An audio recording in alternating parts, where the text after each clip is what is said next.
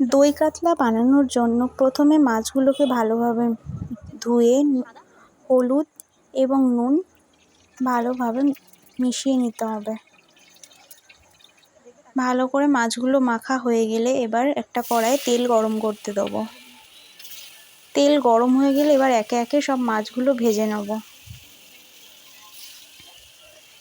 একটু গরম আঁচেতেই দেবেন, দিয়ে মাছগুলো ভালোভাবে ভেজে নেবেন। কিছুক্ষণ ভাজা হয়ে গেলে উল্টে পাল্টে দিয়ে দুদিকটাই একটু লাল লাল করে ভেজে নেবেন। মাছ ভাজা হয়ে গেছে লাল লাল করে, এবার তুলে নেব। এবার একটা কড়াইয়ে হালকা রিফাইন অয়েল দিয়ে দেবো। তেল গরম হয়ে গেলে তাতে গোটা গরম মশলা আর বেটে রাখা পেঁয়াজ দিয়ে দেবো। মশলাটা কষিয়ে নিয়ে ওতে লঙ্কা আদা রসুন বাটা দিয়ে দেবো।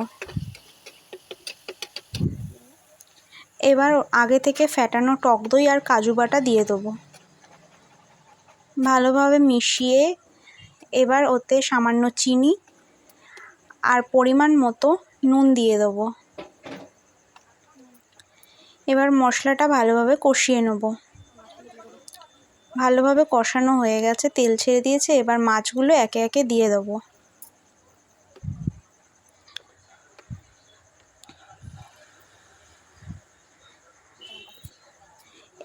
কিছুটা কাঁচা লঙ্কা কুচি দিয়ে দেবো আর উপর থেকে বেরেস্তা ছড়িয়ে দেবো। এবার হালকা নেড়ে চেড়ে নেব।